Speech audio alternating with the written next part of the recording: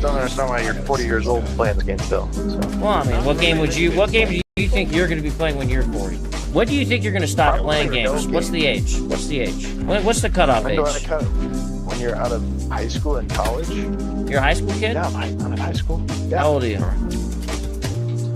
Why does it matter? Well, I mean, you foresee yourself in the future quitting something you love, like video games? Do you not love video games? You just cruising through it? I mean, I think it's a little bit of a waste of time when you're that old. But. Well, how do you know? You're not old yet. I mean, I can think of probably reasons that video games would be a waste of time for a high school kid, too. Do you have a 4.0? Are you in honor classes to get more than a 4.0? No, but... You know what I'm saying? There's more things you could be doing to improve your life than playing video games, too, right? Yeah, you study and not play games. Hey, just recreation, man. Having fun. Ain't nothing wrong with that. All right, then. Good day, everybody, and welcome to another episode of the Week in Culture over here at Honey Badger Arcade. My name is Brian. I am here with John, my dog Jojo, and normally I would have Vivian here, but I put my old avatar that I used back when Gamergate was still new, which is the Doge, which is a Shiba Inu that I used to use. And the reason is because Doge is coming back, baby. I was going to say that, yeah, it is a little bit more relevant of a term these days. Yeah. But I guess find out what their weekly podcast is going to be like, and then dress him up as one of the participants, or get him in a little suit that kind of looks like the guys from Office Space. Yeah, well, I don't know if you can you can do some things with it, but I do have him wearing sunglasses and using a headset like me. Yeah. But just a brief little lore thing or history callback. Back in 2014, when I first started getting involved with making online content, I appeared as a guest at first on Honey Badger Radio. We talked about Gamergate. And at the time, we were using Google Hangouts to talk to each other. You guys remember Google Hangouts? And you are old. Yeah, I know. It's dating me quite a bit. Anyway, I had my avatar was basically just the Doge meme because at the time, I thought the Doge meme was really funny. And, I was often making references to it. And so I didn't really think too much about it. I just, because you had to make a Google Plus account. You guys remember Google Plus? And yeah, as a joke, I just put the photo of the Doge in there, and then I would appear in other people's chats, and it would just be there, and I wasn't really thinking about it. But people started associating me with the Doge, and I just kind of embraced it. And so later, I learned about this free program at the time called FaceRig, and it had a Doge in it, and I was like, oh, I'm gonna buy that, because I thought the idea was so funny. So I was doing the Doge thing for years, as just kind of a gag, and then Gamergate really got off the ground, and we got Vivian James, and I adore Vivian symbolically in the same way that I adore the Doge. So now it's come full circle, and the Doge is back, and better than ever. That is the Department of Government Efficiency for long, I guess. But anyway. So there you go. That's the story of the Doge. And that's why I think I made an appearance. Well, I did. I know I made an appearance on Nerd Wars once. And I mentioned, because, they compared my Doge with Rags. And I said that I was doing it before Rags. And I'm not saying that as a boast or something like that. I even had Rags on my show. It's just a factual Yeah, it's just a factual thing. But I had Rags on my show, and we were both like, I can find it on Honey Badger Radio. And it was just two dogs on the show. Two Shiba Inus. It was kind of funny. Two Shiba Inus, yeah. But anyway. That's hilarious. Yeah. So, well, anyway, without wasting more time, that's why there's a Doge there. And you're going to see more of him, especially in the coming 4 years. You'll be able to fit in as a guest on Scooby Pup's show when it begins. She's going to have the Scooby Pup podcast. So what was it, like a furry thing? Because I'm not no, a furry. No. Scooby Pup is just her YouTube handle and whatnot, and she's been doing modding and whatnot for a while, and now she wants to do a show. So she's talked to me about helping her bring that to life. So I'm gonna be doing the back end stuff so that she can focus on just what she needs to focus on and whatnot. So, but different kind of dog, but you know, it still kind of relates to some degree. Well, there's a lot of dogs on here now. Now we have Doge and Jojo, who is an actual like meat space dog. Who's curled up there on the bed. So, you know, give him a holler as well. But anyway, we got a packed show and I can't be late because I'll remind you guys at the end, but I'm going to be appearing immediately after this show on another stream with the It's Based Game Jam guys over on their X Space. And we're going to be streaming Star Wars Battlefront. I'm not going to be playing it. The guy I'm going to be partnering with will be, and I'm just going to be hanging out, probably talking about Star Wars. So if you guys want to join me for that, you know, maybe, you know, come check me out over on the Twitter space after this is over. I'll add a link to the description later. But I want to get into some of the news stories. Before we do that, though, John, how are you doing? Oh, you know, awesome. No complaints. Just working on watching a whole bunch of Doctor Who for tomorrow's story arc discussion. And I've got like a big theory that I'm working on, so I'm also just kind of watching it again for my own intents and purposes. So, and then other than that, constantly just working on Discord stuff, trying to fix the notification system so it doesn't scare people away, or have it so they just shut them off. But other than that, you know, things are pretty straightforward. How's your weekend starting off? Well, like I said, so far so good. I think we're going to be doing a lot of winning, provided that everything, you know, goes without too much static. Of course, there will be static, and we're going to talk about some of that today. But yeah, I've never really been pessimistic. I know that we've had a really rough, you know, 4 years, 5 years or so, with everything that's happened. But I've always maintained that I think everything's going to work itself out because I think the truth always wins in the end. And I think that's what's happening now. The truth is coming out and it's changing things. And that's just not only in the sort of social space or political space, but also in the cultural space. Everything is sort of like, you know, nature is healing, as it were. Nature is healing. So, and I'll talk a little bit about that. Let's get into the story. So first, I'm going to, a short one. We're going to talk about Rachel Zegler because, I'm not one. She did it again. She did. Oops, she did it again.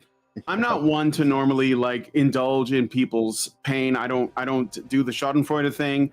I usually try to figure out what it is we can take away from this. What can we learn from this?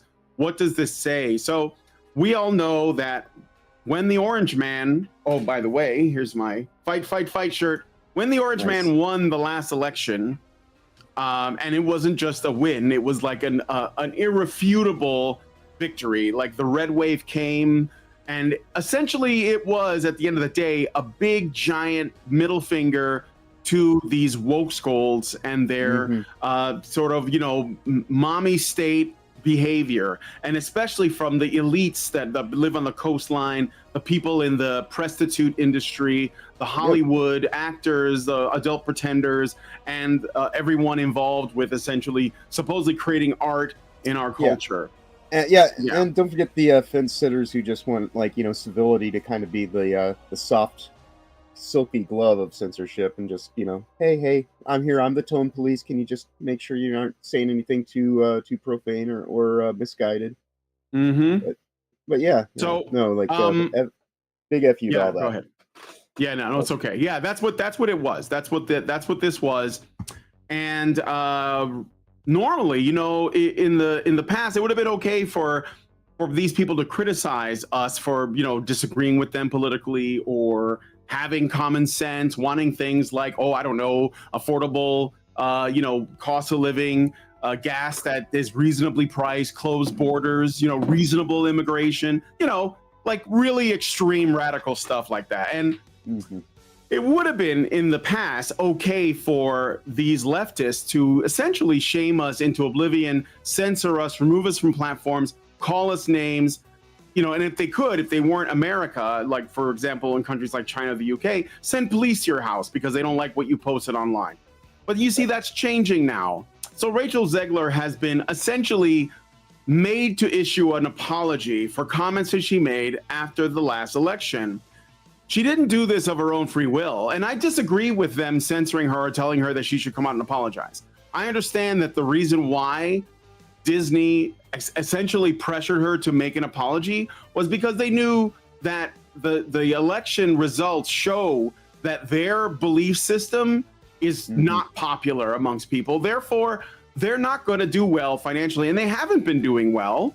You know, their movies have all been bombing one after the other, and Snow White, which is the project that Rachel Zegler was working on, is probably going to bomb most of all, if not like right up there with the rest of them. So they have to do damage control, and part of that is putting her out there to make an apology for comments that she made.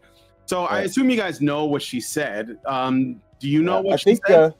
The specifics, she was talking about how Trump voters are terrible, but I think it has a lot to do also with the legal culpability they have to Gina Carano right now. Like, they kind of were forced to tell her this time, you have to go and, like, you know, do an about face because of their litigation. I mean, this is more damage control for Disney than it is her kind of. Oh, absolutely. And so the urging is probably because of their concerns about the legality of this other case. Otherwise, they hadn't said shit about her acting like this. This is far from the first time she said anything, you know, to this level or like. Oh yeah, and it's just a risk aversion move because of the lawsuit, is my guess. But you can go ahead and read it for anybody who doesn't. So Rachel Zegler said in so many words. I wish that essentially that Trump supporters will never know peace. And that is to say that she is, you know, very upset. It's kind of a passive aggressive. And that's the thing we've been dealing with for so long is a lot of passive aggression. For example, I have a passive aggressive post right here. Volt Corporation says the 2020 election was not rigged. You're just trying to make Gamergate look retarded. I wouldn't be surprised if you were a spy or a plant. Well, okay. I mean, whatever you want to believe, you can believe, okay? I've been doing this for 10 years. I've been doing this before Gamergate was a thing. But you can go ahead and say that I'm fake. But I will say this. If you are making this claim, that this means you don't actually know what the data said, okay? Every election from back when, I think it was like the second Bush term, so George it was like Bush, 30-year. I think it was like a 30-year. A 30-year or 40-year time period. Every election had about the same number of votes for Democrats, which is about 69, 70 million until Joe Biden's term. So it's basically like, you know, and you can look this up, but if you don't believe me, well, I don't know what to tell you. You can just go ahead and live in your bubble. But I'm the one that's retarded. Okay, but anyway. You know, the Gore, the 17 million voters that just happened 1 year at 3 a.m. Al Gore's presidency. There was Obama's first term, Obama's second term, and then Trump's term. Even though Hillary Clinton lost, she got the same amount of votes, just about. Just Trump beat her in that. And then you had the Biden presidency, which was an anomaly of like 17 million extra votes, and then it went back to normal this past presidency, and we were still at about 69 or so million votes. So that's the anomaly. It's not what happened this year. It's not what happened in 2016. It's what happened in 2020. That's the anomaly. That's the facts. I'm sorry. Fucking cry about it. Cope and see. But anyway. And if for some reason those 17 million voters were actually attached to real voters, think about how much that says about how they tuned out to that degree when this is supposed to be the most important election in all of time and history and blah, blah, blah, blah, blah. Yeah, I don't think they tuned out. Know, I think everybody showed up. They'd have to like exist to like, you know, go out of phase, like to tune out like that. Yeah. You know? You just don't like that I have this opinion. It's kind of sad because you're still that they never like, existed. Yeah, you're still in the headspace of, you know, the people who are the people on the TV box. Like, why are you still listening to them? Or what, you watch Hassan? Did Hassan tell you this? Did Destiny tell you this? They're retards. I don't know if you know this. They're Where are those 17 million people? Where did they go? Yeah, where did they go? It was almost like they came out for one election and they never came out again. Yeah, like around 3 a.m., like, you know, in one mass ballot drop, it just kind of like, you know, even lefties on Reddit are saying this is a strange anomaly. Maybe they did. Maybe we did steal the election in 2020.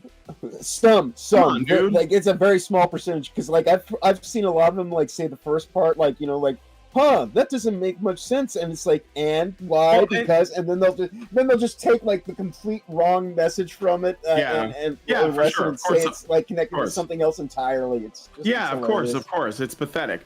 And you know, the other thing is, what I was going to say is, I mean that like the mainstream media even admitted it. They said, you know, we fortified the 2020 election. Like they wrote about it. So anyway, we should move on. All their lockdown shit is. But let's keep moving. I'm just saying, you know, you're in the bubble, and that's your mistake. So yeah. But okay, so let's see. Okay, so here's Rachel Zegler's original statements. I find myself speechless in the midst of this, another 4 years of hatred leading us towards a world I do not want to live in, leading us towards a world that will be hard to raise my daughter in, leading us towards a world that will force her to have a baby she doesn't want, leading us towards a world that is fearful. We don't have to. I don't want to spend too much time replying to this, but I will say it's funny that she wants to vote for rights that she wants her daughter to use, but she's not going to use, like, because if she was going to use them, she wouldn't have a daughter because they would be aborted. But also you're living in a bubble because, again, you think that your view is so popular, so mainstream, that when you lost, you just couldn't conceive that there were people out here that actually like value normal, you know, common sense things, and you couldn't believe it. And so your brain is bent, and you have to conclude that it's because this many people hate me. But it's like, you know, you're not that important, Ms. Ziegler. When I see this, it makes me think two things, you know, immediately. Is number one, obviously the left can't meme for as long as it goes into all that. Look like a meme. It's like 3 paragraphs. Yeah, and you know, and also that, you know, like I kind of miss to some degree the happy joy feel good society of toxic positivity that is live laugh love, because it's like that's completely tone deaf and banal and just completely just like, you know, it's a test pattern of thought, but it's, you know, way better than this stupid bullshit, because it's like nobody cares at all. One degree ratchet. And I call her ratchet because, you know, she's always tightening up and, like, you know, just it's complete Karen behavior. And this woman is she's off. She says now that's right. She says now though, she's like, well, I'm focusing on my Broadway career because she's already dried up the movie industry because of shit like this.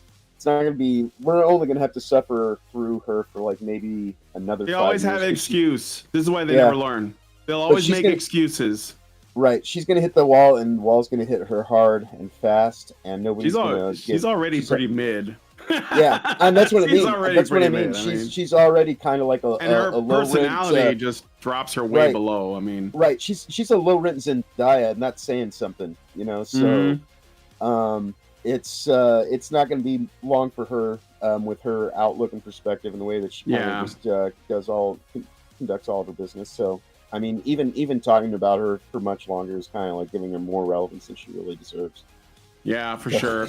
All right, but anyway, so I'll just end it here. It says, I echo Ethel Kane's statement more than anything. May Trump supporters and Trump voters and Trump himself never know peace. Now, this isn't a threat. This is like a passive-aggressive statement to say, you know, if you end up suffering, I won't shed a tear for you. And I hope that you do in some way, in some karmic fashion. But you know, you have to deal with stuff. Blah, blah. And well, no, Disney came to her and said, look, you know, look, we still once have upon a to try time, to sell. Like once upon a time, we would have allowed this to go because but we agree with in a lawsuit you. With Gina Carano right now, we're going to lose big time if we don't tell you to go do this. Well, they're going to lose. They're going to lose money anyway. Like, like no one's going to watch this movie, but they are trying to save what little integrity, I mean, what little as much as possibility for profits they have. Right, as much as they've already done, it's going to have to be over $1 billion just to break even. Yeah. Once all the marketing, everything factors in. But yeah, it is what it is, and we all know why they're doing it, and it reeks of desperation. And this is this is another thing too I wanted to say about this. There's another thing we can learn from this. Number one, Rachel Ziegler's not sincere in her apology. She is obviously being told to do this by Disney, and it ultimately comes down to a pragmatic approach to, hey, look, we don't want to lose more money than where we might be losing, so please just make a statement. The other thing is, this isn't a real apology. So let me show you what I mean by this. This is a fake apology. Hi, everyone. I would like to sincerely apologize for the election post I shared on my Instagram last week. Okay, that would have been enough. But she says, I let my emotions get the best of me. This is a way of saying, I'm not responsible for my emotions. Right. And then she sorry says, you reacted that way. yeah, hatred and anger have caused us to move further and further away from peace and understanding. And I am sorry I contributed to the negative discourse. So this is a both sides argument. You know, oh, there's so much division on both sides, we should stop it. No, that's not how this works. It's the left has been doing it. Give me the my, left does it. They're the initiators. They're the ones who basically say, don't, you know, go see your family on Thanksgiving if they voted for Trump. They're the ones that say, divorce your husband if you voted for Trump. They're the ones that say you should break up with your boyfriends. You should unfriend people. They are the ones who do that. Not me. I've never done that. Okay. Yeah, this is tribal culture that doesn't want to be dealing with the find out. They fucked around, but the find out is a little bit too much for them to bear. And the reason why is because they are convinced that they have all truth right on their side. They are certain that they have the truth on their side, and they are acting on it without considering that there is something outside of their knowledge. Well, because they have too much pride to do that. Right. Well, it's like AOC. It's better to be morally right than factually accurate. And who is Rachel Ziegler if not the AOC of Hollywood? It's funny you should mention that, because AOC did almost the same thing. She made a statement like saying, "Oh, you know, I what people don't like isn't wokeness. What people don't like is fakeness." Right? And so she's saying, "Look, I know there's a lot of people out there." No. She's saying that she's the exception, though. See, that's another cop out. That's her projection, though. It is projection. It is. But the thing is, I think that she might be a true believer. But we can also hate wokeness or critical consciousness just as much as fake people. There's no difference. But you know, like ultimately, it's all garbage because wokeness is based in lies. Yeah. Lies are fake, right? And they are both of those things are evil, because evil is when you are certain, you become evil or you tend to act in evil ways when you operate under the presumption that your knowledge is complete and that you are not open to other opinions. So if reality itself is your enemy because you ignore it and you want to sort of like speak something else into existence and then use that to operate, and that is evil because it's anti-real. Well, anyway, you know, AOC, I have reasons to both objectively and subjectively kind of find AOC distasteful, but because a lot of her shit is just projection noise that does everything she can to focus on other people rather than the shit that she probably only registers ever so slightly when she's looking in the mirror, trying not to see it when it's looking right back at her in her own two eyes. Yeah. So anyway, just want to let you know, this is what we learned from this, okay? Apology is fake. Disney just wants to make money. She's doing too much damage to their brand. And actually, it's not. I don't even blame Rachel Ziegler. She is what she is. She was probably a product of the system too. But it's basically the same as Brie Larson and other sort of activists turned actors. Yeah, she was exploited by the system, and because like we always have to remember that actors are, to a large degree, they're just paid pretenders, and most of them are kind of stupid. And they're surrounded by people that don't actually challenge them to really think through things. They just kind of take what they say at the surface and fawn over them and give them some degree of latitude in most matters because this thing they did or said one time. And so like they're surrounded by sycophants. So yeah, they kind of become victims to their own success. Yeah, and they buy into the hype about themselves. Right, so it's a problem, but like it's not my responsibility to fix it. No. So anyway, Rachel, figure it out and just try to be true to yourself. Speaking of people who are dishonest, we're gonna look at this clip that I saw. I think this is Andy Cortez. He works with some group I never heard of called Kinda Funny. I think it's called that. And they're not they're not funny at all. I didn't really find this funny whatsoever. So it's way less than kind of funny. It's just not funny. But here's what he said about DEI and what he calls Looks like a white dude for Harris. tubers. Yeah, his name is Cortez. So, uh-oh, what's going on with my thing? Okay, let's play this video, and then I will give you my thoughts. You fucking need DEI because you wouldn't have jobs if DEI didn't exist to complain about. You wouldn't be making money on YouTube if DEI didn't exist. So you're really the ones that need it, unless you're. So when I said like a white guy for Harris, just know that I put him in the same category that I do all other woke white women. That is a woke white woman who just happens to be a dude. So yeah. Okay, so let's listen to the rest of the clip. I need it. Unless your game has only white dudes, if you have a woman, she better be fucking hot. Yeah. Get an ugly woman out of my game. That lady better be super smoking hot. Yep. That's the way they think, right? Back in the day, game development studios were primarily white dudes. And they didn't really think about diversity. And that's one thing, right? It was a lot rarer to find non-white dudes in game development. And as that changes, and as college and learning and all that stuff kind of becomes more ubiquitous and more available for everybody, more and more people from different walks of life want to get into game development. Yeah. And then what happens then? They're making the characters the people that they know, the things that they see. And it's just like the white people do. just like you put yourself into stories, right? Yeah. And I talked about that with Dragon Age Veilguard, how the game director, Corinne Bush, she's a trans woman. And sometimes in games, you just put in your own sort of experiences. And that's so natural to happen. That's what art is. It's nothing that's supposed to offend anybody.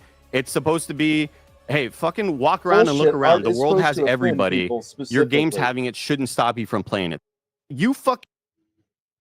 All right. Art does all sorts of things, and offense is one of them. And a lot of this DEI, ESG, bridge work bullshit is meant to be offensive in a very passive-aggressive kind of risk-averse manner, but still they are trying to burn it all down and completely set up a whole new social order. Nonetheless, it is meant to offend. I would like to... I don't think art is supposed to offend, first of all. I think that real art... I mean, it doesn't always have to, but it can. I know, but he's saying that it should be offensive, like it should confront you with something. But that is essentially buying into this idea that real art is political and it is meant to be controversial. It is not meant to be controversial. Like if you piss on a crucifix and put it in a museum, and you can call it art today because people are going to co-sign and say, "Oh yeah, that's making a statement." But it's not beautiful. It's not true. It's not divine. It's none of those things. Like what is beautiful is different. It's not. It doesn't have to make a statement outside of something that is universal. But and I'm going to argue like an interesting point on this because today, our thumbnail, that's meant to be offensive. I completely, I desecrated a non-binary flag, because I find that to be offensive in the first place, and so I make satire of it and wrap BioWare in this non-binary flag because them chasing after DEI silly ass agendas, has brought them to a state that we're going to be talking about them in a variety of degrees today because they are locked in, quite literally to fail right now because of all this silly, risk-averse bullshit that they're chasing after and the way that they run things and, how it's actually, being done. And they've got this top layer of civility that they try to hide behind. But what they're doing is deeply offensive to the actual concept of meritocracy for people that have talent, skill, and ability. They brought in a whole bunch of iPad kids that don't cost all that much and are willing to just kind of mill about and take direction well. And so that's what the game industry has become. It's full of a whole bunch of also-rans and people that are just kind of there but don't actually have any legitimate character or personality that you can say, I know who this motherfucker is. They're all just a whole bunch of wishy-washy, sad sacks and frumpy cunts that can't actually, stand on their own 2 feet and, actually have the balls to kind of, offend somebody for a reason other than, I guess, to say the message. But, I will at least go in the sense that, yes, art can be offensive, but it can be all sorts of things. That's kind of like the whole point. It's like there's not even one kind of game. Like a game like Tetris is just as valid as a Grand Theft Auto title. You know, they do very different things, but you know, like so I have a little bit more latitude in that degree, but to sit I here didn't and not, know. Again, but- I'm not saying that it shouldn't. I'm not Right, saying right. that it can't Oh, be I know, offensive. I'm saying that. But that's why it's- I'm just arguing that aspect of it, because like what he's talking about is something else entirely, and the stuff that they're trying to do, you know, it's not even necessarily that they're making stories about these things. It's just the way in which it's done is completely, you know, just hackneyed and ham-fisted and so on the nose, and just like there's no creativity. It's completely and utterly bankrupt. If you're going to sit here and try to like seduce me, then be a little bit more nuanced and seductive about like the whole fucking song and dance, because you just look like a fool like doing these parlor tricks that require like, you know, very little talent, skill, or ability to be done, and they're just kind of very paint by numbers and generic. That's the problem, you know. Because I mean, like, have there been gay people in stories throughout time and history? Sure, because there's been gay people throughout time and history. What we have right now is gay plus, which if I go and like, you know, try to blunt force reality, this lie into existence, I can somehow pretend that it's tantamount to the truth, you know. And that's the thing that's kind of like, you know, a little bit too in your face, and which is part of the reason why they lost this last election as well, because they gave the game away. They tried too hard, and then they want to not actually be held responsible for any of the accountability that comes their way. And so now all these sad sacks are just kind of like, you know, coping and seething very hard because they just got smacked in the face with reality last week, and they don't know how to move forward. So we're going to see the desperation hit all-time highs of just, you know, hysterics and delusion. But I don't want to take up too much time because I know you're on tight schedule, so go ahead. No, it's all right. So here's the thing that I wanted to say. So I think that real art, on some level, reflects reality. When I say on some level, it doesn't have to literally be reality. Like it, that's what I'm saying. But it should say something true, and it should be beautiful, right? And when I say beautiful, I don't mean sexy. Like this guy obviously strawmans the crap out of everybody with his rant, you know. But first of all, when people say they want attractive, beautiful images in their art, they don't mean like gooning material, you know. They don't necessarily mean that. So when they say that, you know, with the women in this game are ugly, they're not saying I can't fap to this. They're saying this is ugly, like ugly as in a sense that it doesn't resemble the thing that it's supposed to be an icon of, whether that's an icon of a woman or an icon of a man, right? And so that's one thing that you're getting wrong right off the bat, Mr. Andy Cortez. And look, I'm not mad at you. I just think that you're ignorant and misled. And you also don't really understand what art is. I think that you think that, again, you have been conditioned to believe that art is a political statement at all times, and that it only reflects reality after reality has been altered to fit that new mission. So let me give you an example. Like John, like you said, have gay stories existed? Yes, because gay people have existed, but they were always a small fringe minority because gays were always a small fringe minority, right?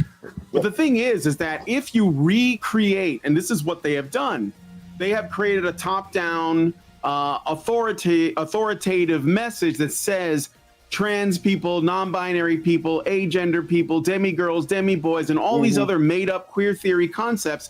They have tried to convince people through education that these are real, and therefore they should be reflected in art. But the problem is that the first part of this has not been proven. They are not real. And unfortunately, it is incredibly damaging in the real world to young people who are believing this lie about their sexual orientation or their sexual identity. And then it is being forced into their existence, their reality, and their perception of themselves by their teachers, by the media, by academics, by their own parents in some cases, you know. And then they're like, well, we've done so much psychological and physical damage and hormonal damage to all these kids, but we have to reflect it. So let's put it in video games too.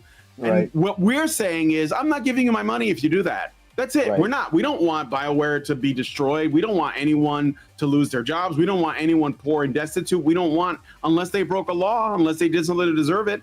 All we're saying is we're not going to give you any of our money. And this is why we're not giving you our money. And this is what's upsetting him. And that's why I said, you know, Andy Cortez, you're probably not going to see this video, but if you want to come on here and talk to me about it like a fucking adult, I will let you on and we'll have a discussion, because frankly, I am a consumer. I can do whatever I want with my money, and people who decide not to spend their money on a product, that's their prerogative. You can't shame us into doing it. And the thing is too, is that in another part of this rant, he said, why aren't you going after, you know, people for doing microtransactions or day one DLC or other kind of, you know, exploitative things that game developers do? And the answer is, well, we do. But the thing is that when we call those things out, you guys don't have a problem with that because you love that. That's safe. You know, it's safe to say these companies are overcharging for their games, or these companies are putting day one DLC, or they're doing, you know, pay to win things like the Assassin's Creed. They're going to have apparently like season things going on. I don't even fucking know for Assassin's Creed Shadows, and people are like, yeah, I'm not going to buy that. Yeah, you guys will criticize that. And you'll say we should also be, but we are criticizing that. But the problem is not that we're choosing what to criticize and not criticize, because you're clearly wrong about that. The problem is that we are criticizing things that you think should not be criticized, like putting LGBTQ politics in the game, or racial politics in the game, or whatever modern day bullshit you want to put in the game. And we're saying, well, yeah, we don't like those things, and we don't like the microtransactions and the sort of exploitative practices.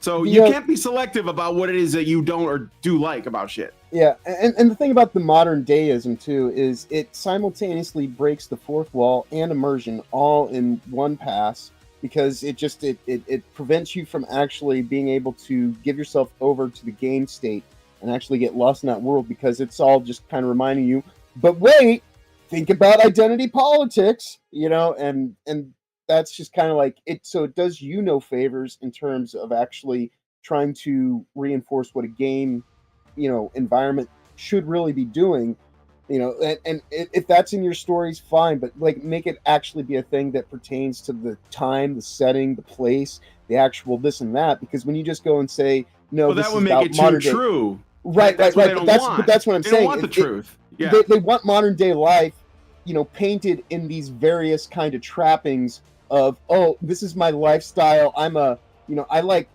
it's like the difference between liking Lord of the Rings and liking Harry Potter, or, you know, like everything just becomes a skin job. So it's the exact same thing. No matter what, you get the exact same archetypal, you know, risk averse kind of media. And that's the other thing, that it's just, like I say, it's so ludicrous and, you know, just half-assed and not even done to any large degree. That's what I mean by, it's not even so much a matter of the, you know, subject matter. It's the way that they go about doing it in such just a hackneyed method that really is the issue that we tend to pick apart. You know, because like I said, I'm watching a whole bunch of Doctor Who, and because the Doctor is an alien character, there are aspects to that character that might be hard to, you know, identify with as a human, but that's kind of the point, because it is an alien. And so like the story can kind of go in these avenues that I'm a little bit more open to that being there in the storytelling, but the way in which it's been presented and executed is being done by, you know, such an amateurish kind of clown shoes methodology that's the thing that's just kind of like, all right, you want me to go along with this as well? It's like, it's one thing to, like, you know, have a story that actually is interesting and unique and has well-written characters. It's a whole other thing to have like a, you know, a Tinker Tape confetti parade circus sideshow going on, masquerading in the skin suit of the thing that you want to watch, because, you know, that's what you have to be concerned about right now, because that's all that I can talk about. That's all I can know is just write what's at the surface layer of my supposed identity, because I haven't actually lived a life and I don't even really know who I am or what my actual opinions or feelings are. I just don't want to offend anyone. That's really kind of the most annoying things about modern day, you know, and the way that it's reflected through its messaging and all of its pattern bullshit. Yeah, the guy wants to have his cake and eat it too. He wants to be able to say, look at me, I'm such a good liberal. Here's me defending anything that you put in front of me. Like that's the thing. No challenging it, no questioning it. Like, oh, this person was a trans woman and they put a trans woman in the game. Deal with it because white dudes have been doing it for whatever forever, right? And it's like, no, actually, you're wrong about that. Like the developers put whatever they think is good for the game. In fact, the thing about just real quick, the thing about white men making games is that white men are the one group that is the least allowed to think of themselves in terms of an identity group. And so therefore, when they enter into a field where they have to be creative, they end up making that part of themselves completely secondary. And it will generally result in them not even considering what the race or sex of the main character is. Do you think Tomb Raider was made by a team of women? I mean, obviously not, right? Right. Back when I was in game design stuff, like the thing we all focused on was making good systems that anyone can use so that you can get lost in it and feel like you're the central character, you know, in an immersive world that has nothing to do with you or your outside life that you would bring into it, because to do that would be arrogant and ignorant to what is even going on, because it's not about trying to give people a sermon. But it's not even really useful to people. I did an interview that I think you guys should watch with my friend Aiden Paladin, and we looked at studies that show that people generally do not want themselves represented in a game, and they generally do not perform as well, and it doesn't do anything for their ego anyway. So all of this stuff that these insecure narcissists are putting out there all the time about representation matters, it just doesn't. The data does not reflect it. Right. So let's stop acting like this women matters. don't gravitate to it, men don't gravitate to it, and like you know, the small group of people that might are not only such a minority of a minority that you end up making everything far too niche based, but they also have like a fairly high you know, like what's a nice way to say this? They blue screen early in life. So, you know, like if you want to chase after those dollars, fine, but that's a pretty bold move, Cotton, and I don't think it's going to turn out very well for you, but I guess we can sit back and watch as it all just kind of like does what it's been doing for the better part of the last decade, and only becoming easier and easier to mimic, or to mock rather, and like, you know, like make, you know, all degrees of fun of, you know, with each passing year, because it's just, it never learns, it never, you know, takes accountability. It's just complete avarice and like hubristic, you know, just the worst of what anybody could actually glean from any situation. And then it never ends. And it's like being on a fucking Ferris wheel of bullshit, where it's just like, all right, we're gonna go around this one more time, because some people are still caught up and willing to NPC along with it. And that's, you know, and that's why we have to keep harping on it. We don't drive these trends. We recognize the patterns and the formulaic, you know, equations they use from season to season, from shift to shift. It's, you know, they don't call it programming because it's what's on, it's what it's meant to do. And so when we respond to it to kind of break people from that enchantment, you know, that's why there's pushback, because we're actually getting through, and reality is far more, you know, likely to actually resonate with people in today's clown world than any of this fucking bullshit messaging that they're trying to do to get everybody to go along with the cognitive dissonance and the noise to, you know, keep up the charade. And it's just, they can't, you know, which is why they're getting so bent out of shape about every little aspect of it now, because it's so, you know, tried and true for what used to work no longer works anymore. And yet they're not going to change because it still works on some people. So maybe, just maybe, we can get it to, you know, rope everybody back in again. We just close off enough systems and make it impossible for, like, you know, because, like, you know, like the whole idea of the First Amendment, you and I and everybody else on YouTube, we're the media now. The mainstream, that's just a relic that vestigially is connected to us. But I know we should probably keep moving forward, since we're we gotta move on. Okay, that's all right. So let us know what you guys think about this one in the comments. This is from a post from Grummz. We're gonna move on to this next thing. The Game Awards, I believe they're announcing the nominees on Monday, which is the day after tomorrow. I don't watch them anyway, but they are fun to like lampoon, and I'm sure we'll do a show on them next week. But Grummz made a post about this, and I think he's probably right. He says the Game Awards is rigged from the start. 90% of the vote is from a voting jury. Guess who is on that jury? Pride, a web mag that doesn't even focus on games and exists solely to push activism. I wonder why they are on the panel. Storytelling is an act of resistance. I also have an article here from I think it was like somebody that was a member of Assassin's Creed, the executive producer, who said that, and I mean, he literally said this. He said, video games can change the world by changing people. This is telling you that, what we're experiencing from the AAA industry and also from the very bottom, like indie industry, is a lot of woke activism disguised as gaming. And we should be aware of that. We should be aware of that so we can avoid it. Well, award ceremony industry at this point in time is just, like it's a whole cross section of marketing, because it encapsulates aspects of public relations and human relations. You get to shake down, people for like money, like we did the one story on the gaming awards, which this is exactly like, just not as gay openly, but it is still pretty gay. Like all award shows. These things simply are what they are. They mask the idea that they're there to try to like promote all this stupid bullshit. But when you have games like Dustborn and the Veil Guard in your luminaries that are actually going to get looked at this year, and then stuff like Stellar Blade is kept off the list and things like that. Yeah, no, it's just, again, this is one more way of them tipping their hand early, or, trying to egg the recipe too hard, or however you want to say it. But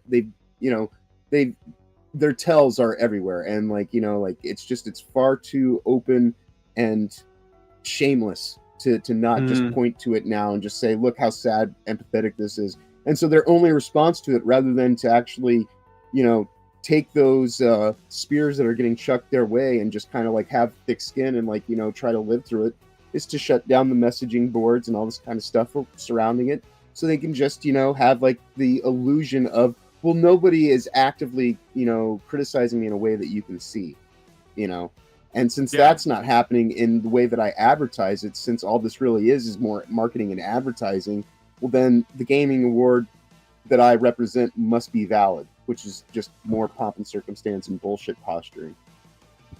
Yeah, I mean, the gaming awards are trying to be like the Oscars and the Grammys, and that's basically what it is. So, and the Oscars or the Grammys are basically opportunities for people to show how much more moral and how much more aware and woke they are than others, and that's basically who wins. And it has nothing to do with whether or not the film or album or whatever is that good. Part's stealth marketing on that part, but it's also like a room that people can get around in and get high on each other's farts.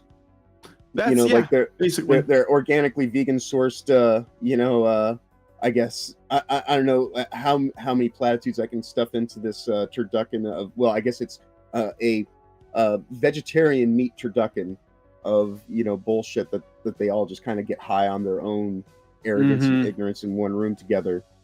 But yeah, we're not going to be able to really say anything more about this than we said in that one episode where we completely went into the gaming awards. But this falls right in line with it. If you want to know how we really feel about these things, I'd say go back and watch that episode, because it gets into it. Yeah, exactly. And so Grummz went through and basically said what I figured. The people involved are all woke. IGN said that Stellar Blade is killing women. NPR is like, oh my god, NPR is the worst. I don't know, what are they even doing here? Kind of funny. We already went through Andy Cortez's comments that we're targeted at everybody, but I guess specifically Smash JT. PC Gamer is woke as fuck, and none of them really represent gamers. And I'm waiting to see they what represent special interest groups and other marketing firms, and it's all just stealth marketing. Yeah, for sure. So we'll see what their nominees are going to be on Monday. I don't even want to get into predictions. It's probably going to be shit. And that's all you need to know. So let us move on to the next thing. So Assassin's Creed executive producer Mark Alexis Cote says video games can change the world by changing people. So basically telling you that's what this is. Ubisoft cannot take this back. No. Obviously they're on track to probably a catastrophic failure with this game. But what were we gonna say? Well, it's just this has been the culture at Ubisoft for quite some time. Like, I've done my research on them going back decades. They've been infiltrated by the money, by the powers that be, to the highest degrees of what anybody think it could be. Yes, that's exactly what it is. And so their own internal messaging and everything that they do is built around concepts like, climate change, ESG, DEI, bridge building, kind of, all that kind of whatnot. So obviously, like their NPC talking points and things like that are all built around it as well. So, the idea of we need people to change and go along with this. And, because it's more, I guess it's, if they are seductive or nuanced and sophisticated about anything, is to some degree the way that they try to tell the audience that, well, you're the one who is to blame, and you're the one who needs to make the effort to just go along with what it is that I'm putting in front of you, and just change your tastes, because we're the taste makers. But nobody's going for this shit. It doesn't matter how they try to spin it. No, but we know now that this is what they're doing. So we already know Assassin's Creed Shadows is plagued with controversy because of obvious creative choices that were really bad. On top of that, we have this guy saying that, the point of video games apparently is to change the world by changing people. Everyone's looking for their grand heroic narrative, and that is his. But also, I don't know if you know, but during the Q&A portion of the interview, he also revealed that many of the people working at Ubisoft on the Assassin's Creed game have no experience with the franchise. One of the things I've noticed since the pandemic is that we have a lot of juniors in our teams. Probably half the team that's building Assassin's Creed is building a game for the first time. So they don't know, he continued, even though they're playing the game right now and they think it's the worst thing they've ever seen, it's going to be good. We're going to get there. He elaborated. Right. I've been there. I remember my first time in Assassin's Creed. Like, it was July and the game was shipping on October 1st.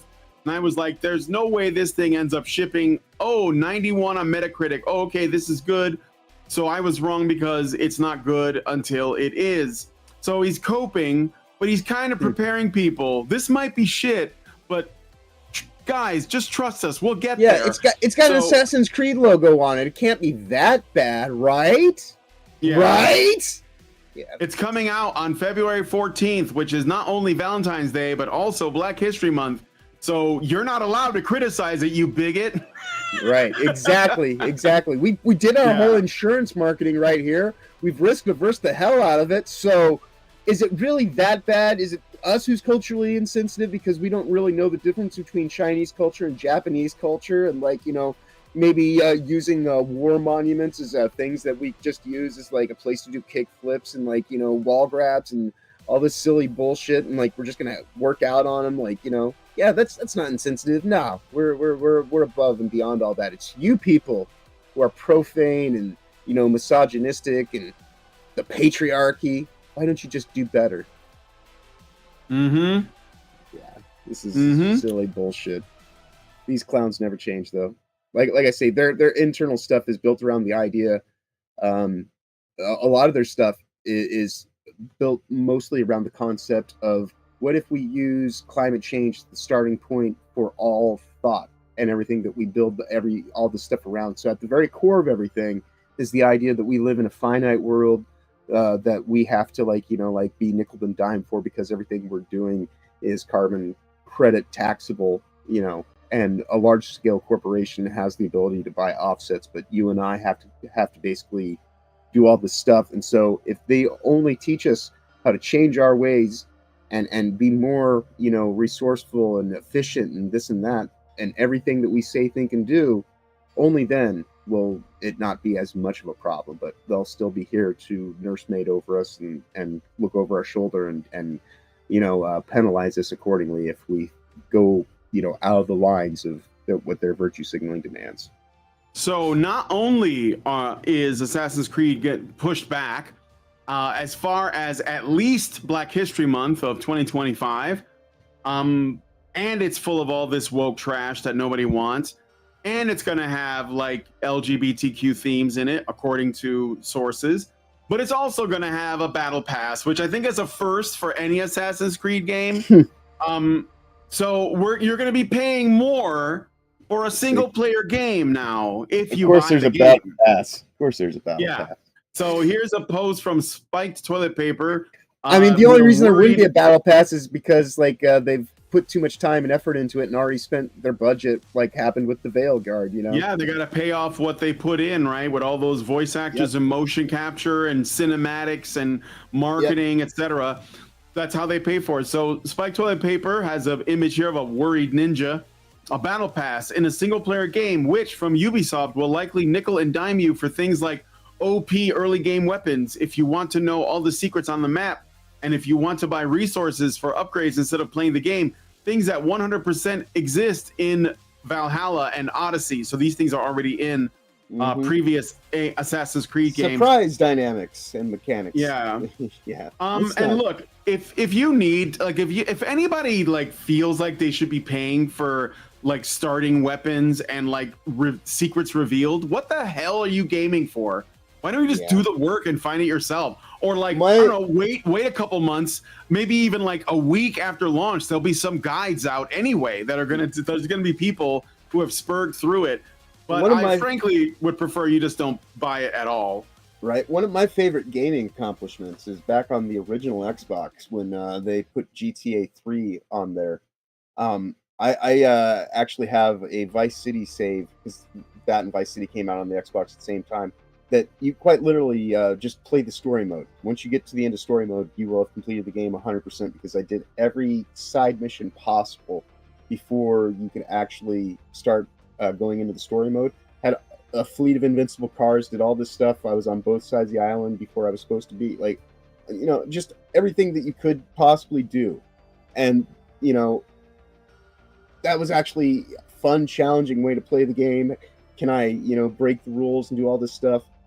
And, you know, you quite literally could have an indestructible car right from the first 10 minutes of the game if you figured out how to get it, how to keep it, and then just use it throughout the game. So there are ways to get OP equipment within the games and all that kind of stuff right from the get-go.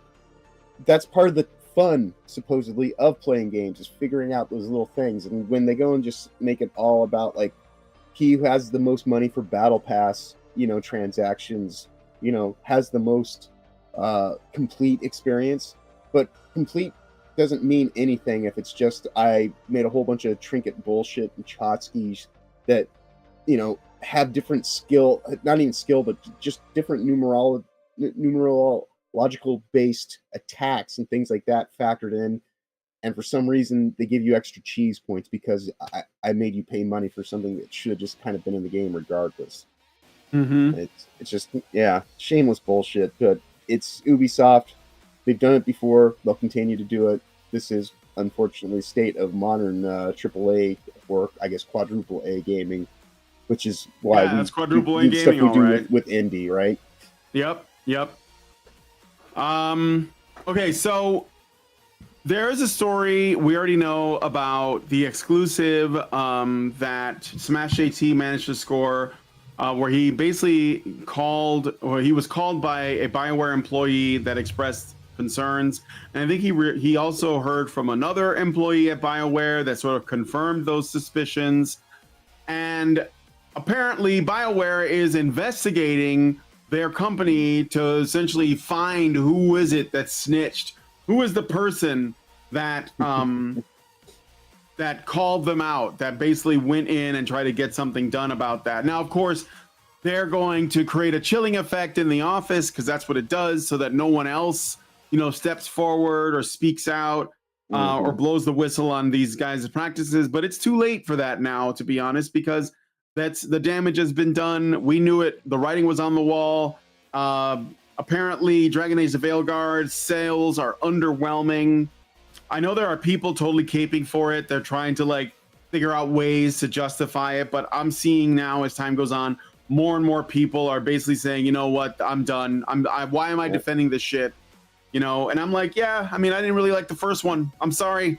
Unpopular opinion, maybe, but I didn't really care for the first one. And it had nothing to do with woke shit or anything. I just didn't think it blew my skirt up. So, I mean, so it is now just a little over 2 weeks out. because it came out on Halloween. We're in the middle of November. It still hasn't even sold 1 million copies yet, and it's actually lost quite a few of the sales, like around 30% of the sales that it's made since it started. So, yeah, not going so well. Well, apparently it did, according to Smash JT, they did cross over 1 million. Oh, good for them. Is that sales 3 to days people ago? or 3 sales days to ago? retail? Okay. We don't know. Yeah. It's all the definitely it depends on If how that's you just define their internal sales. numbers, yeah, those could be sales to, Best Buy and the like. Yeah, for sure. So- No, I and it's a good way to, again, 1 million's. I mean, for something that is as beloved of an IP as Dragon Age, that seems underwhelming, anyways. So yeah. Yeah. I mean, how well did Dragon Ball Sparking Zero do? Right. So, all right. So yeah, Dragon Age is not looking good. Well, we'll look at those numbers a little bit later. I wanted to share one other thing. So in the world of comic books, we know there have been meltdowns all over the place, but I want to share this message from Kelly Sue DeConnick. Kelly Sue DeConnick, if you guys don't know, she is the writer of the Captain Marvel comic. She is the person that essentially made the Captain Marvel movie possible. She also was in the Captain Marvel movie. She had a little cameo in it, but she is also known for doing an interview where she screamed at fans saying that, if you don't believe that comic books should be political, then I don't know what kind of comics you're reading, which is to suggest that they've always been political. Well, of course, this is another thing that these people always get wrong. It's not that comics are political or wherever political. It is how it is done and whether or not it is based in truth and reality. Okay. So whether it's done in good faith and good service to a storytelling, or whether it's done as just more top down, like a propaganda tool. Propagandist bullshit. Yeah. Yeah, for sure. So this is so she gets, Trump gets elected, and basically everybody you can tell what kind of person someone is by how they reacted to the election. If their reaction was I'm glad or I'm relieved or indifference, like well, whatever, right? Then that those are normal people that are stable and probably have healthy lives, and they're not terminally online, and they're not crazy people, and they're not evil people. But if their reaction is to completely freak out, shave their heads, get a tattoo, put on a blue bracelet, go on TikTok, start wearing COVID masks everywhere. Yeah, start wearing COVID masks. Then they're hilarious thing probably about not people you want to be friends with. Yeah, the hilarious thing about that is they're all afraid of the Handmaiden Tale culture, and then they go and they start one. Because you're not wearing the bonnet, you're wearing a fucking COVID mask. They kind of want it. They kind of want it. Yeah, I mean, it's so you're already into some form of asphyxiation. You're already into wearing some kind of silly head garb and looking like a mental patient. So you're wearing some kind of gown, and then you've got a silly ass, Marge Simpson chunky blue pearl bracelet. So you're evidently into other oh, spank me daddy kind of bullshit. It is weird projection, and it's coming through in the most strange kind of funhouse mirror sort of way. It's hilarious. Anyway, so let's see. So here's her tweet. She says, message from my friend Sigrid this morning. She's sharing a friend of hers. And she says, our job now, our entire fucking job is to stay the fuck alive. Despair is an ally of fascism. Do not do their work for them. When people want you dead, every day you live is pissing in their coffee. Do it. Stay alive out of spite, if for no other reason. Our second job, take care of each other. That's each other here. Our other friends and family, our communities, and also random strangers. Our third job is to resist. This will take many forms. Please remember that any group needs tanks, DPS, healers, and support. Wow, get off the internet. Find the role you can play and put your efforts where they are most suitable. These people are unhinged, guys. Unhinged. How do you really feel? Don't sugarcoat it. I really want to know. What are your thoughts, Kelly? She is a sick puppy, dude. So, and again, these people, if they're this unwell, okay, then they probably shouldn't be creating art because The only thing more annoying than a Mary Sue is a Kelly Sue. Kelly Sue DeConnick, yeah, I get it. The thing is that like I said, okay, if you live in a world that isn't the real world, then you can't possibly make art because you're not reflecting reality. You're reflecting your own, the mirror, basically, because these people construct their own reality. And then they that's why they believe that we're going to live in a fascist dictatorship for 4 years. While the rest of us are like just going about our business, living a life and hoping that, you know, Trump will like do things like apply Doge and like shrink the government a little bit. I mean, if you guys have not heard all the insane shit that our taxpayer dollars go towards, like shrimps on treadmills, you know, like to test the shrimp's heart rate, or putting, I think it's like giving, well, like Fauci, giving porcupines cocaine. Yeah, I mean, Fauci did all of his time, like, you know, kind of just hurting animals in general, like beagles. Like, hey, let's give like a whole bunch of like, you know, like viruses to a beagle, see what happens, because I'm weird and strange like that. Yeah, no, like for sure. We pay for all sorts of insanity, but this, you know, Kelly, if you just look at her, like, you know, that picture says so much.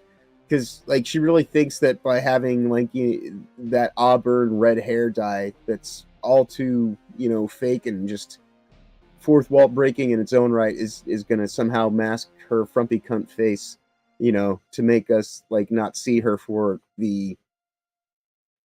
I guess, vacuous pit of negativity and just toxicity culture that she is. You know, like, this is somebody who this is what her art is. She's arguing the point that I want my art to be nothing but browbeating and, you know, like proselytizing stupid, you know, virtue signaling bullshit. And it's like, well, could you maybe actually just tell a story and put that stuff in there if you actually knew how to like tell stories that were more than just reflections of your own internal dimensions? Because I mean, that's the thing is that we really get on about is just like, where is the, you know, the humanity in these characters? Because it seems like they've shortchanged humanity for identity. And so, like, the human condition is supposed to be universal, but identity is a crisis that not even the person who's having it can contend with. So why would anybody else be able to get anything from it if you don't even have solid footing to stand your own ground and actually, like, know who and what you're about? These people just hold on to like their ideology and cling to it so that they can pretend to have like personalities and character, and that's why it just keeps coming through the way that it does. Yep, indeed you do. And I know you guys saw the picture of her. So yeah, I mean, like I think that this is like people are like wondering like why is it our entertainment, our culture is so sick. And that's what I've been calling it. I've been saying that it's very sick for like about 10 years now. And it comes back to like what I think the root of all this is, which is essentially that people who are creating our culture, they are not living in our world. They're not living in the real world. So when they make something, they're trying to reflect what they think is happening. And everyone looks at it like, what is this about? What's going on here? Why is this so disgusting to me, right? Because it's not reality. It's not our universe. It is the definition of evil as, you know, the rejection thinking that your knowledge is complete without taking into consideration something outside of yourself, something that is transcendent. Living in a bubble or being terminally online or in an echo chamber essentially ensures that you are not operating with all of your information. This is why I tell people, watch other people's content, go to or even ones you disagree with. Just know what's out there. Go outside, talk to people. Like this election, it didn't surprise me that much because I'm not terminally online. I'm outside and I see people and I see that they're openly, you know, comfortable. They're not freaking out. They're not worried about the Handmaid's Tale. They're not worried about the, you know, like the dictatorship. They're just like, yeah, I just don't want to pay this much for gas. I just want to live this way. And so they're living in reality. And the people who are supposedly building our culture up, they're losing because they're not reflecting reality. They're reflecting themselves. Their bubble is so small that they're the only one in it now, and therefore they can't make art. And that is kind of like the ugly is in a way the evil, you know. And if you want to learn more, watch, you know, any of our other videos.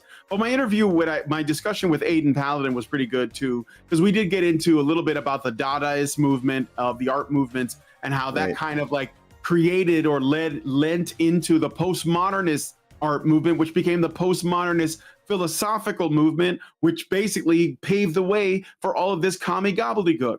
Because then everything became about like, what is your perspective on it? Well, then that's your truth. And whenever somebody says your truth or my truth, that's how you know they're not living in the reality that the rest of us are. Right. Well, see, that's what I would say though, is not only the only thing that I would kind of change on it is that it's not really, and when you think about it, and just in terms of the word and its many different ways that it can be perceived, it's not so much that they're even reflective. They're more reflexive than reflective, because a lot of the things they do require no thought. They require no level of internal kind of turmoil or discernment. They're just, you know, very self-flagellating, congratulatory, backslapping themselves, and just kind of like it goes right into that mode where like it's not in good faith of actually trying to navigate through, you know, the weird forest of the mind and trying to actually just kind of like even take place in the mystery. No, like this is all like pre-assigned, you know, like you have to think about these things in these terms, and if you don't, well, then you're just a bigot, misogynist, whatever istphobe kind of, you know, thing that they like to throw at people who don't just go along with all the risk-averse kind of marketing tactics and whatnot to get people sold on the idea of being caught up in this land of the lost that doesn't even know how to think for itself or, you know, for the future, and just kind of goes with the flow and tries not to like, you know, like get outside of the lines on anything. And it's just, and so like, that's what I mean. Like it is reflective in the sense that, you know, it's a dark mirror of projection that they put out, but I don't think that it's actually reflective, and there's no accountability or any kind of internal, you know, assessments happening in any of this kind of stuff. It's all just, they go in with their moral authority kind of mindset, myopically assuming to just be correct right from the get-go, and then the arrogance and ignorance are just, you know, baked right into every decision from there, where it's just kind of like they know better, so they're just going to do it that way and not, you know. Yeah. All right, well, let us know what you guys think about that one in the comments. We're gonna move on. So we got this. I wanted to look at some trailers. And then we'll do some cake after that. So indeed, but that's mostly it for the news stuff. I mean, these are all things that we already knew. Master Goa says they are literally grooming through entertainment to create their kind because people aren't born like them. They have to create more people like them somehow. Yeah, because they don't reproduce like normal people. They have to do it this way. Right, and they are towards that end. Yeah.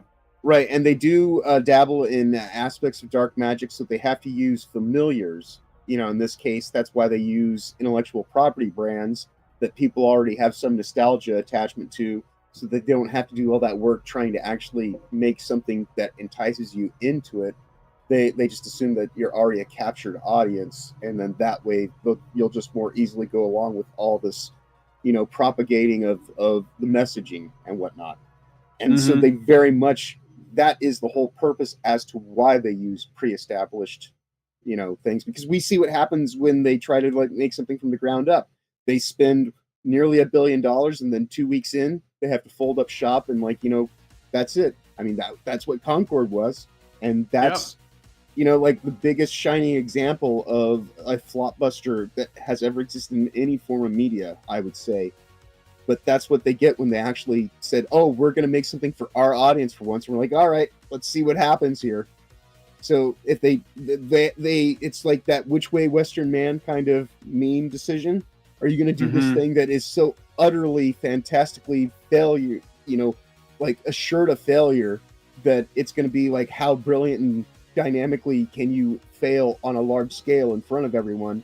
Or are you going to go and take something that people actually have expectations and like, you know, some goodwill built up with, and then just try to like, you know, compromise it to the point that they don't notice when you actually start to corrupt it? and that's where we're at. Is like the corruption has gone way too far, way too hard, and now like people see through it, because now once that revelation happens, people start to pick apart every other detail that they've associated with you, because it's like, well, if this was bullshit, then it's just as likely that this was bullshit too. And so once that happens, and the audience kind of has you like in suspicion, you have a hard time ever recovering from that. Yeah, it's a house of cards because you built it on lies. Yep. So, maybe just tell the truth and deal with it. All right, so let's get into this trailer. I wanted to react to this Captain America Brave New World trailer. No, I have no interest in watching it anyway, but I thought I would react to it regardless. Right. I think that, and this is like the thing I'll say about this, okay? I really liked Sam Wilson's character in the Captain America movies. And I still Falcon's great. tend to like Anthony Mackie as an actor, okay? I don't know if he's like said some stupid shit online. I guarantee they probably did. Even people who I generally like as actors are gonna open their mouth and say something, boneheaded about politics, and that's fine. But I say shit all the time myself. In fact, I know. Yeah, I don't care that they do. But I think that this franchise is failing him, unfortunately. I thought the Falcon character was great.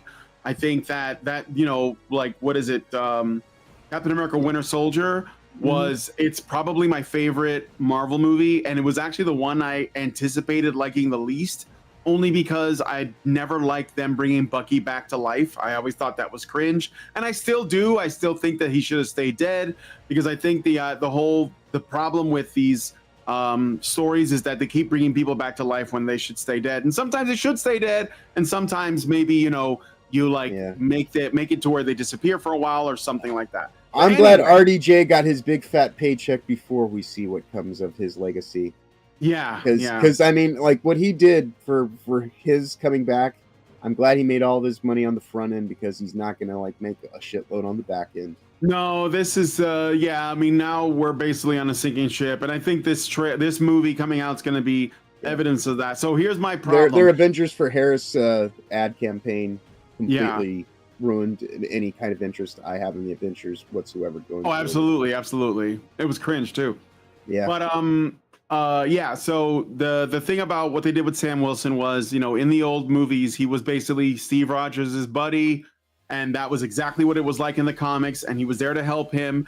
And he wasn't a sidekick. Everyone wanted to say he was a sidekick. No. He was his own man, and he was just helping him out. And there's nothing wrong with being a sidekick, by the way. Storyline about that in the early '80s, about how he wasn't anybody's, like hand-me-downs, and I'm Falcon. How dare you try to give me Falcon is its own character. Exactly. It was its own. There was no. It's the very first actual black comic book character of any major distinction. Isn't that enough? Isn't that enough? At least one of the first. I think maybe Black Panther was the first, but I know what you're saying. Right.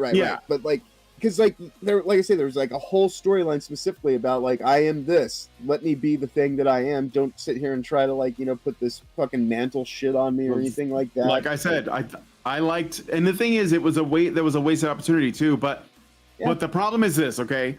You had Sam Wilson. He was very likable. He was a say a good balancing factor to Captain America's more straight-laced, strong moral compass type. And you needed both of them. They did well together. That's what I liked about it. Okay. When he became Captain America, and I watched that show. What was it called? Falcon and Winter Soldier or something. Mm-hmm. I tried to watch it, and the thing is, the Falcon was different. Sam Wilson was not the same guy. All of a sudden, he was very morose. He was becoming woke. He was aware of shit going on. Things in the plot made no sense. Him and his sister were trying to start a business, and they had no money, and they were struggling. And I was like, wait a minute. In and of itself is such bullshit. And these fucking BIPOC grant money.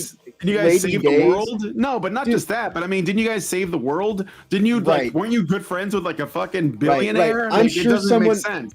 Right, I'm sure someone would allow you to have whatever kind of funding you need just to say you're a client, and you can do commercial work to get initial funding.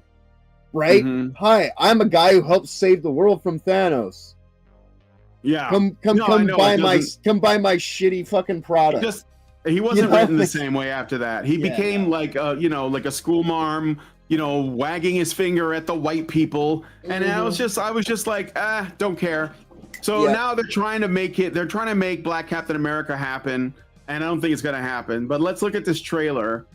I'm gonna have to pause it for Disney because they're gonna be super crazy about this. So every 30 seconds we'll pause and then say something.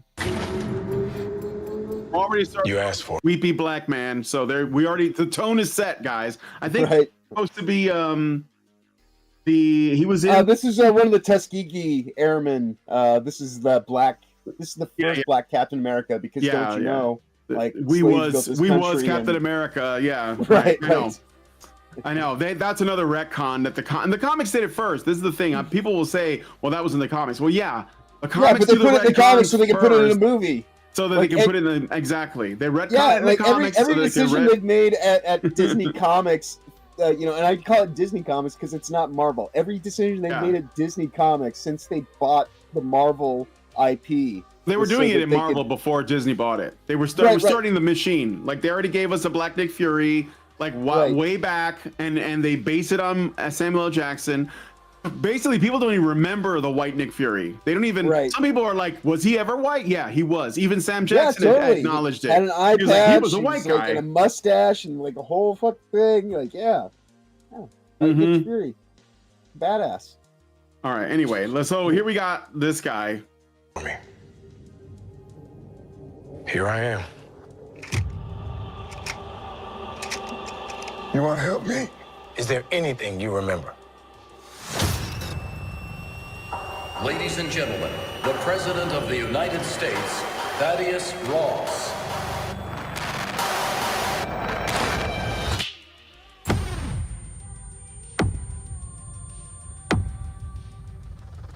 So they set him up, guys, I guess. So apparently a black man tried to kill the president, and it was a setup by somebody else.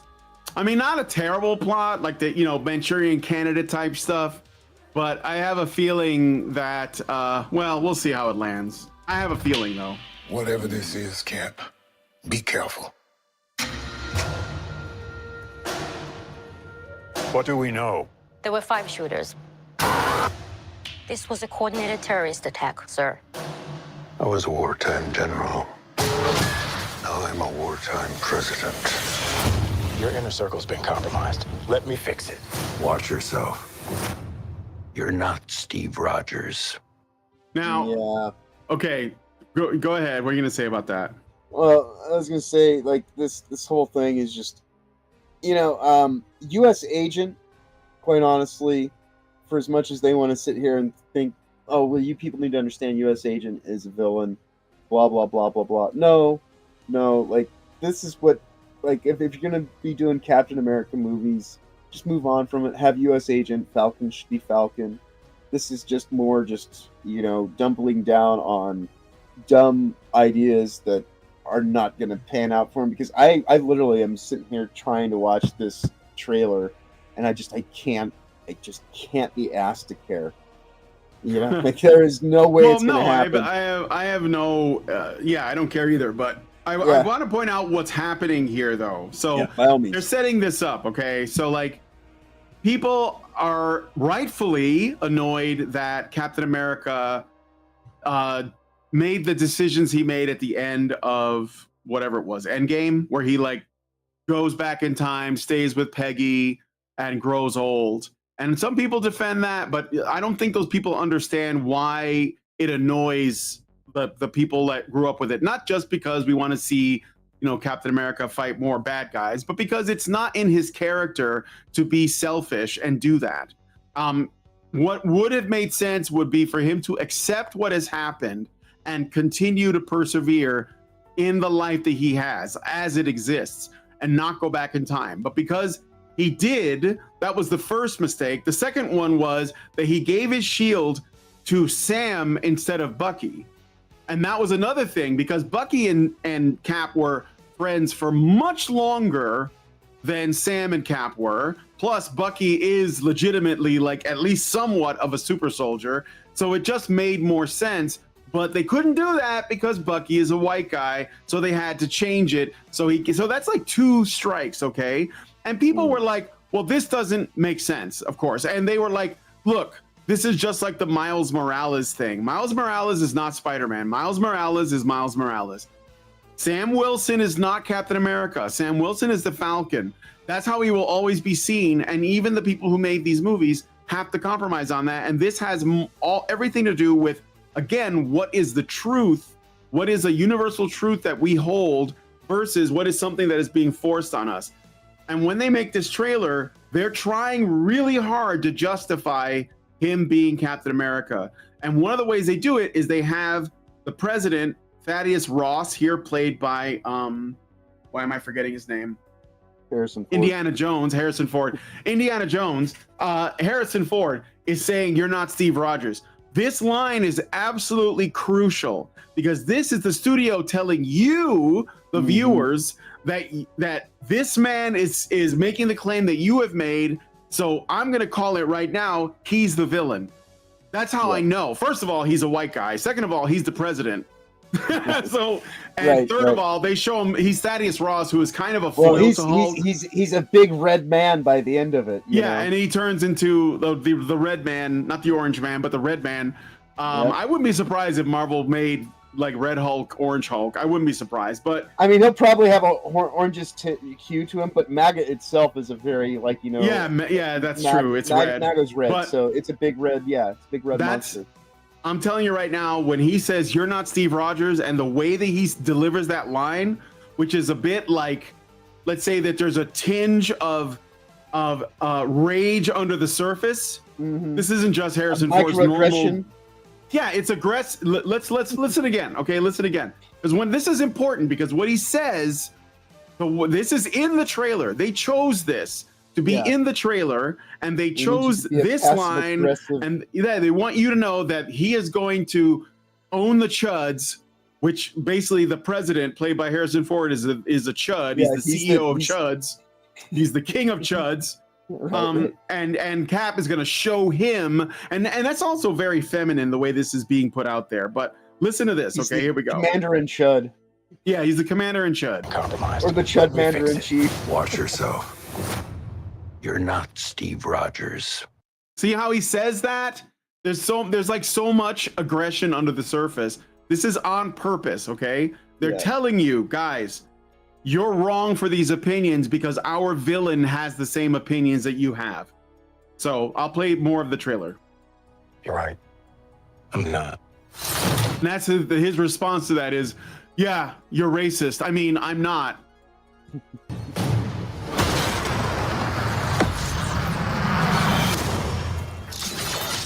Wait for it.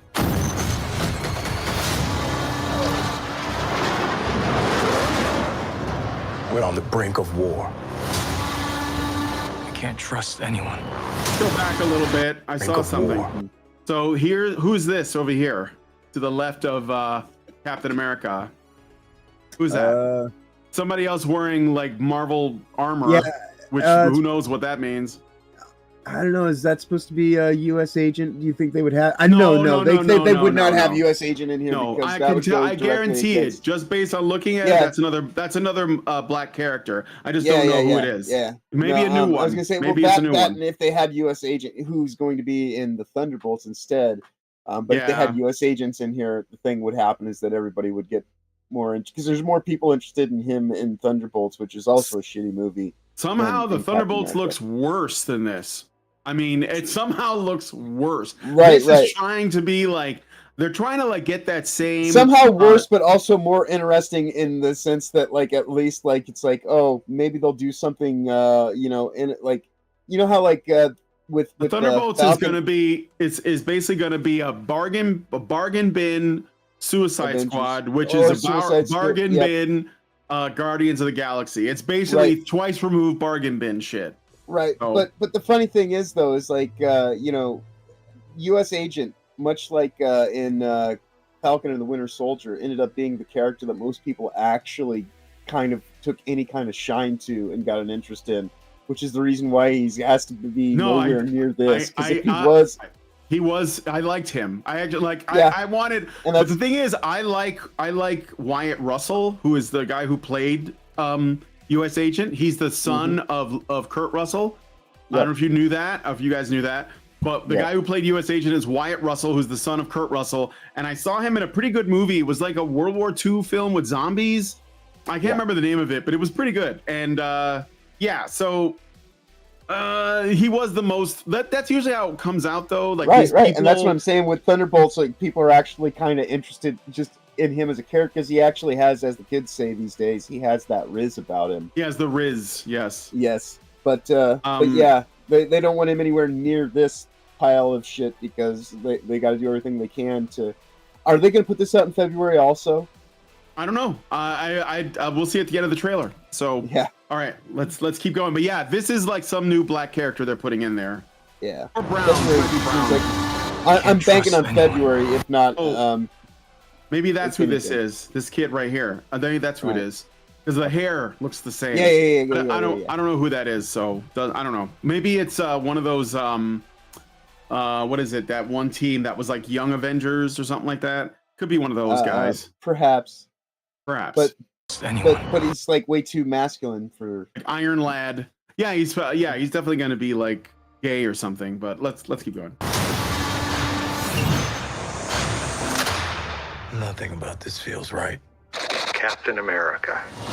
You ever ask yourself who's playing who? So the villain is Oppenheimer, apparently.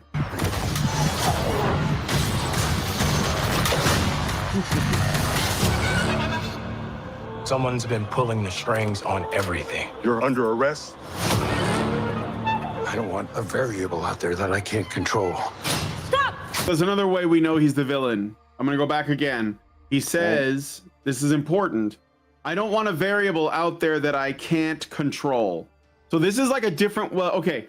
So I watch a lot of movies. So you might see in a film like that, for example, that's about like, I don't know, cops or something like Dirty Harry. And like, he's always in trouble with his like, commanding officer or his sergeant or whatever, the chief, the commissioner, he's always mad at him because Dirty Harry or whoever the main character is always like getting into trouble, making spectacle. You guys know what I'm talking about. It's a very common trope. It's very like endearing, but you see it in Lethal Weapon. You see it in, Bad Boys. It's in everything.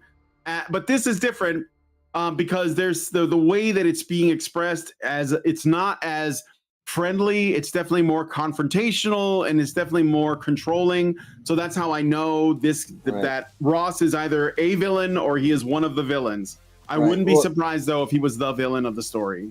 We're 2/3 through this trailer, and quite honestly, the only thing that I'm sitting here with any kind of interest in is I'm sitting here saying, I wonder where that discordant, sounding horn. What kind of weird jazz is this that I'm hearing in the background? Like I'm more interested in like the sound of an out of tune horn that's being played. Oh yeah. Than I am what's going on in this actual trailer, because I'm just like, I wonder where I could find that music. Yeah. Control. Stop! Captain America. Out of tune horn. Without his more wings. interesting than this bullshit. the most overused actor in all of everything. Fucking Giancarlo Esposito. They put him in everything, and they think that it just like, we need a, what? He's the new Idris Elba, guys. Yeah. Like, we need a black guy in this. Anybody got Giancarlo Esposito's number? Let's put him in the movie. Like, they just, dude, do you ever say no to a role? Like, I'll do it. I mean, I get it. It's work. I get it. Right. I don't like I say, I'm just sitting here just thinking to myself, I just want to see this trailer with all the actors cut out of it, like emoting and anything like that. Just give me the horns. Just give me the brass section. Yeah. And I'll listen to like this discordant, fucked up new wave jazz. But this movie, complete and utter shit. Oh yeah, for sure. His wings. You like to play dress up and blindly execute the state's orders. Don't say I didn't warn you. What if this is a trap? You don't even know what this is. Wait, who the hell was that running on the walls? Yeah, I know. That was probably not the Scarab. Let me just see. Let me just see. Her name is. It's like some Iranian character, or and blindly execute the state's orders. Don't say I Don't didn't. want to mix those up. They don't really show you who that is. Every Marvel trailer, but all actors are replaced with Esposito. Sabra. Her name is or was the Sabra, and I don't know if they'll change it because of the very direct connections to Zionism and Israeli kind of. Sabra was an Israeli superhero, very old, from the 70s. Fought the Hulk a lot, so maybe that is. But I mean, she had like a costume, so I don't know. With a big, I know giant she's supposed to be in here somewhere, but they, might be right. But there was a lot of latitude they took because her character in the comic books pretty much is just like a flag in the shape of like a hot woman. Yeah, Which, well, I mean, by all means, but Captain America wears the flag as his costume. The Red Guardian wore the flag of the Soviet So she, Union. much like them, wore a flag like a costume, flag. but with a very, I will say Middle Eastern women can be quite attractive. Sometimes They can. Mostly. They can. Well, I'm sorry, I'll just say it. Gal Gadot is pretty hot. I still think she's hot. Totally. So, totally. But anyway, so yeah, that was probably Sabra. You don't even know what this is.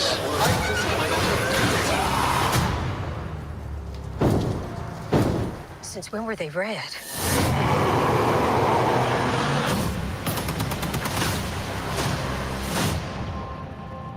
You want me? Come and get me!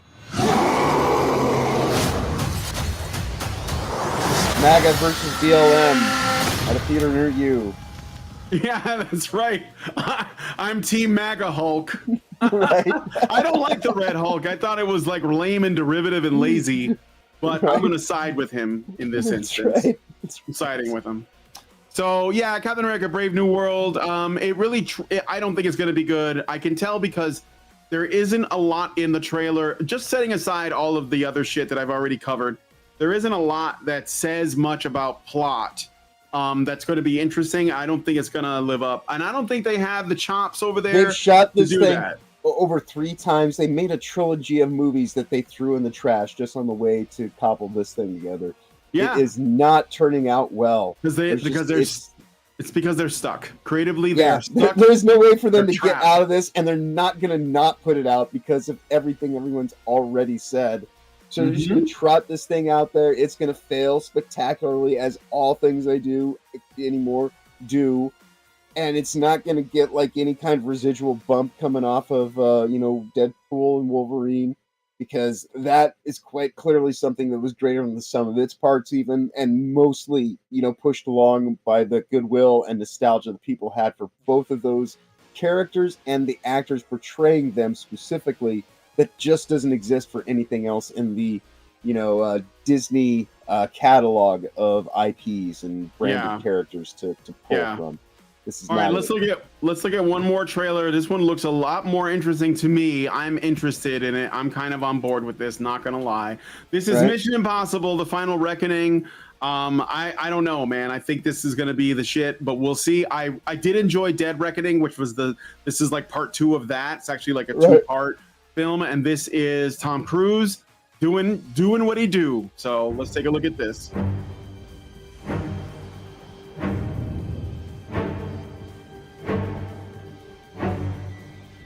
Our lives are not defined by any one action.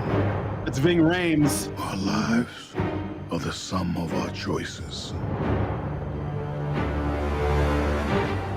Everything you are, everything you've done, has come to this.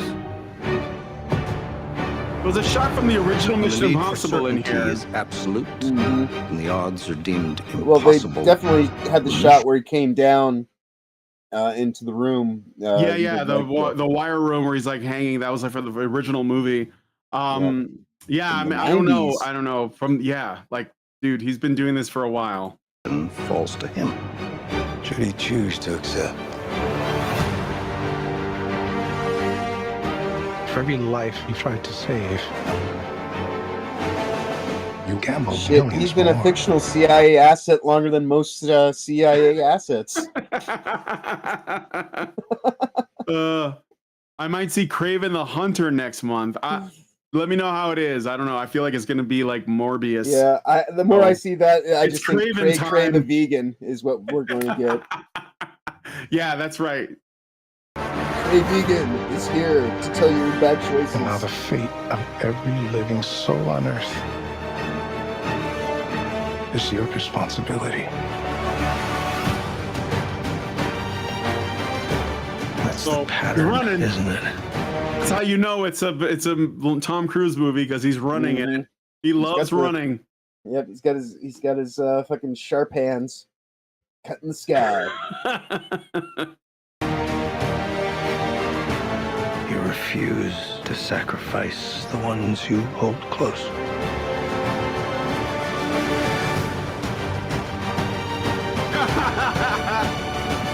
What's the big Tom Cruise stunt in this movie that everyone wants to see? This isn't the one where he went to space, right? That was the last one. So he's hanging from a plane where he does. Yeah. I thought one of them he went into space.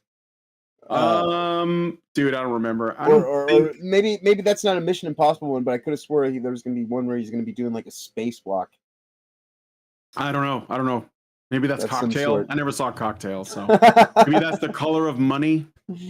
No, it's supposed to be something newer, but yeah, you know how determined he is to actually do the stunt himself. I think. Oh yeah, but you know what? At least somebody's doing. Yeah. He knows what we want. See, this guy's been doing this since the '80s. He knows that in the '80s there was an expectation. People wanted thrills. He wanted to deliver thrills. They want the character. They want the characters to be larger than life, not the actor. Yeah, when he drove a motorcycle off a cliff.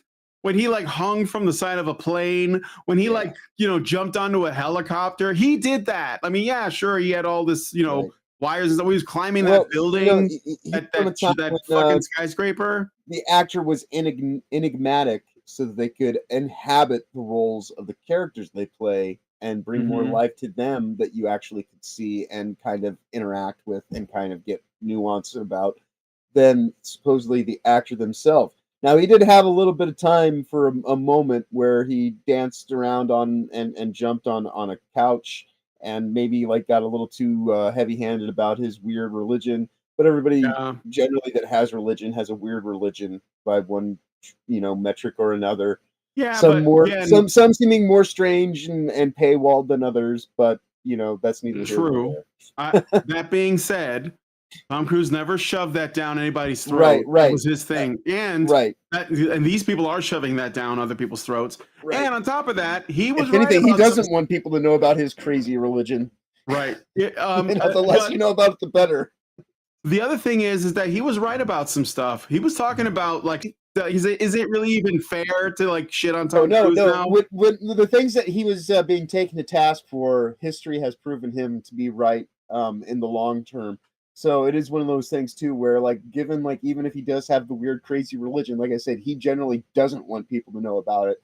So he is far more interested in maintaining some degree of privacy and, actual, like, let a star be a star and let the movie speak for itself.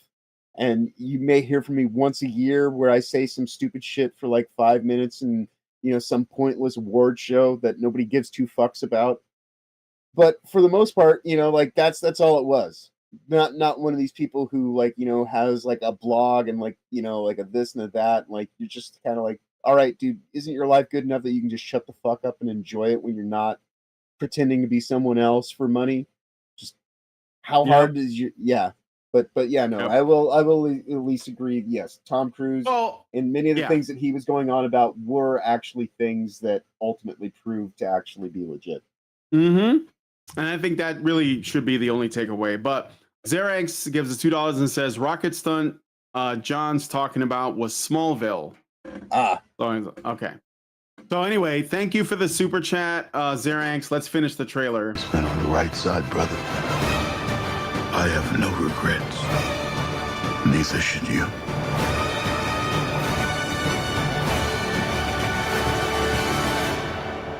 Hanging from a plane that's doing... Trust me. a flip. One last time.